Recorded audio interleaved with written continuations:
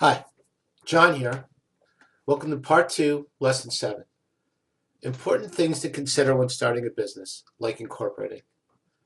In this lesson, discuss a few things. The two basic types of corporations. There's an S and C Corp. The procedure for incorporating, regulation requirements for your business, choosing a business name, applying for nonprofit status, and zoning laws. Entrepreneurs tend to be idealistic creative types with dozens of ideas. Put those ideas aside for now and think about the nuts and bolts that you have to consider before your business starts. What is a corporation? When you incorporate your business, you make it legally separate from yourself. The business is not registered in your name, it's registered in the corporate name. You will become an employee of the corporation and a stockholder as opposed to a personal owner. The corporation which is a legal entity, enters into contracts, can buy and sell, and can be sued. When you form a corporation, it limits the liability of each stockholder depending on the percentage that stockholder holds and owns. But all your personal assets are protected. S and C Corps. The principal difference between an S and C Corp is how they're taxed. Again, it is very important for you to have a good lawyer to better clarify this for you. In my mind, becoming incorporated is the only way to go. You might start as a sole proprietor or with partners, but eventually it does make sense to incorporate. How to incorporate? You need to choose a name. I like a name that says what your business does. If you're going to make pizza, the word pizza should be in your name. In my case, I named my company the Vermont Teddy Bear Company, which says to the world, we make teddy bears and they come from Vermont. Sometimes company pick names that mean nothing. If you do this, you will need to spend time and more money telling others what your company actually does. For example, if I called my teddy bear company Sortino Inc., then I would have to say what that was every time I needed to advertise. Because I called it the Vermont Teddy Bear Company, people knew right away I was in the teddy bear business. In order to incorporate, you need a board of directors.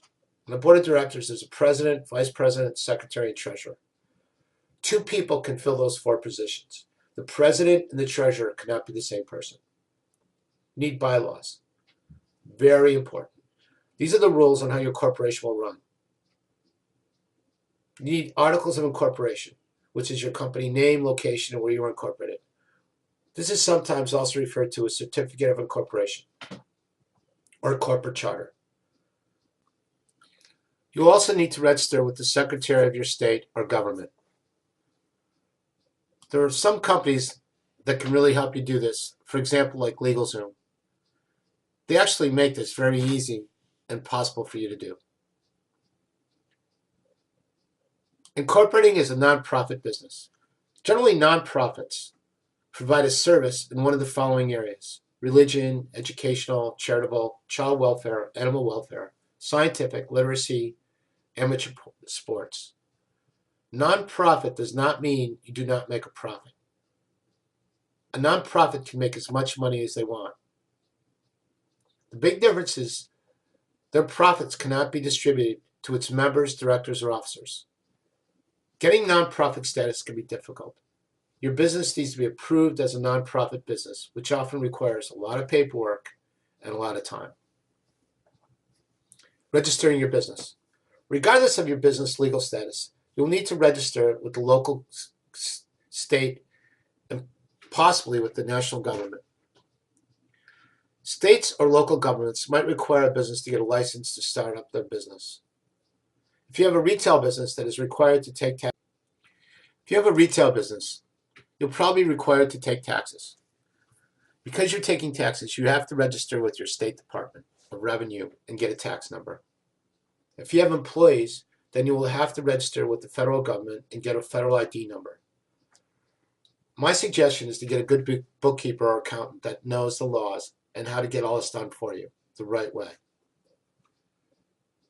And lastly, zoning laws. Many governments, local governments, have local zoning ordinance and regulations. Zoning laws impact several critical business decisions, such as purchasing your property or making improvements on your existing property. So it's really important for you to understand where you're placing your business. Property is zoned into commercial and residential uses. So a commercial building cannot be built into a residential neighborhood and vice versa, unless there's a change in the zoning ordinances. Other considerations also come into play, such as how you intend to use a facility, the nature of any renovations, and so on. Finding out how your property is zoned. You can find out how your property is zoned or what you're interested in by checking with your local government. Some other regulations you might need to consider. Governments have lots of regulations, and you might not know them all, but some common ones are the occupational safety and hazard health regulations for your workplace. There's the hazardous substance regulations, so if you're working with hazardous materials, you're going to need to check with that. Things like those kinds of things. In review, forming a corporation separates your personal assets from your business.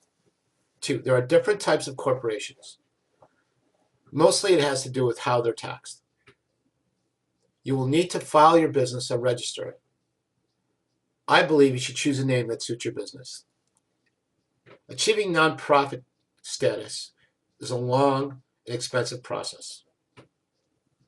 And lastly, you are responsible for complying with the rules that apply to your business. You might not know them all, but eventually you will. That's all for now. See you in the next lesson.